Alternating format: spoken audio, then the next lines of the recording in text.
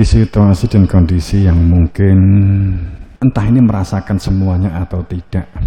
Apakah kita mendengar, melihat, mencermati terkait dengan ayat-ayat Allah, ayat-ayat Tuhan, terkait dengan ayat-ayat yang fakta, realitas, disebut dengan ayat-ayat kauniyah. Tidak hanya ayat-ayat yang kauliyah, ayat-ayat yang tertulis, karena ayat-ayat yang tidak terungkap, ayat-ayat yang tidak tertulis jauh lebih banyak, jauh.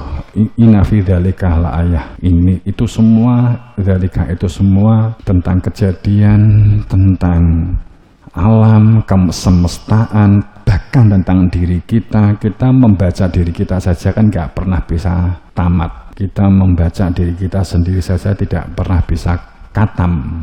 Bagaimana kita mencermati kehidupan ini menjadi bagian ayat-ayat yang tidak sia-sia, sehingga perilaku kita juga tidak sia-sia, tidak farabitot a'maluhum.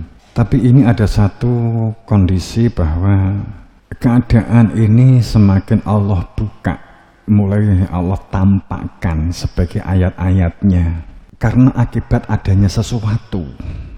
Dan ada kehendak Allah yang akan ditampakkan sebagai sesuatu ini. Bagaimana kita menyikapi ini? Apabila gemuruh dada sekarang ini, karena kebenaran saat ini itu, kalau rumusnya kebenaran di dalam kitab, baik itu mungkin Al-Quran, Injil, Taurat, Bagawat, Weda, kemudian yang lain gitu ya, itu bahwa saat berbicara tentang kebenaran itu adalah al-haq min rabbik, bahkan anal haq, akulah kebenaran. Jadi adanya pelaku pembawa kebenaran sebagai narasumber kebenaran. Tapi ini siapa yang menjadi masalah? Kalau di Bhagawat kan tersebut Sang Wisnu, yang kemudian dalam rogonya kan sebagai Sang Krishna. Kemudian kalau di Quran kan disebut sebagai khalifah, atau disebut sebagai Imam Mubin, atau disebut sebagai Imam Mubin, kemudian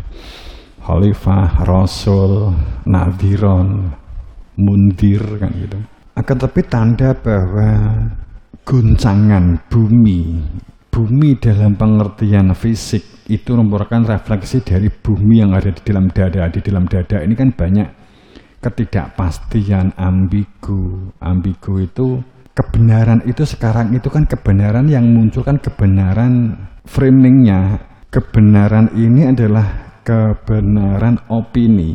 Sekarang itu kebenaran itu dibentuk oleh opini. Kalau opininya media sosial itu sangat banyak, maka yang kebenaran akan tersingkir. Kebenaran sekarang itu kan kebenaran opini. Framingnya kan sudah kebenaran opini. Bahkan keadilan pun itu juga sudah opini. Ada kasus bahwa si hakim atau si jaksa itu tahu bahwa si A itu adalah benar, akan tetapi dan si B salah. Akan tetapi pada saat opininya itu telah dibalik bahwa si A itu adalah benar, itu menjadi yang salah, si B itu menjadi yang salah, menjadi benar. Akhirnya hakim juga terpaksa harus mengikuti opini itu. Jadi sekarang opini kebenaran itu sudah pada tingkat opini keadilan. Siapa yang dapat menggerakkan media sosial, maka itu yang memegang kebenaran.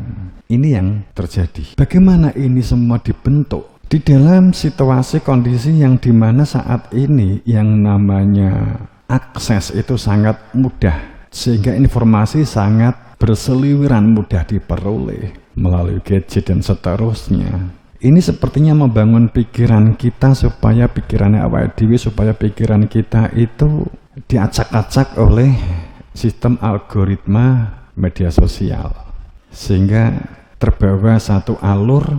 Pikiran itu punya kerja sendiri sebenarnya, akan tapi saat ini digerakkan oleh kerjanya media sosial.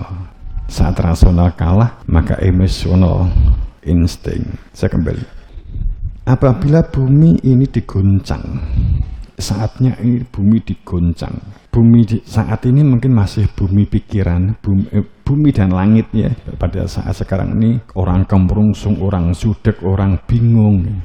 Itu diguncang, dijudek, bingung dengan ekonomi, bingung dengan keluarga, bingung dengan masalah-masalah yang seambrek-ambrek, dengan masalah pendidikan, masalah UKT, masalah nek sakit kesehatan, biaya-biaya yang harus dipenuhi sekarang ini tumpek blek ya, pada saat tidak tertentu ada situasi bumi ini goncang.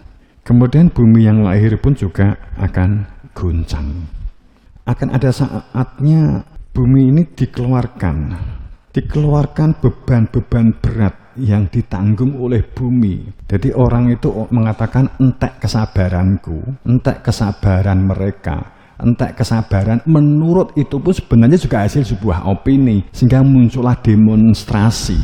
Saat demonstrasi titik tertentu ini tidak menemukan jawaban, tidak menemukan solusi, yang dituntut juga mungkin tidak muncul, pikirannya sudah membuat rumusan reno-reno masing-masing. Umpamanya kan begitu, sehingga terjadilah bentrok, sehingga sudah mulai ada muncul, jika ada mahasiswa yang terluka, maka kami paguyuban ini sudah mulai bermunculan kan gitu kan, akan membela mati-matian. Sebagai contoh aja, kita membaca ayat-ayat itu saja kan, mulai terjadi satu peningkatan kualitas itu. Kan orang kan tidak tahu apa sebabnya kan begitu.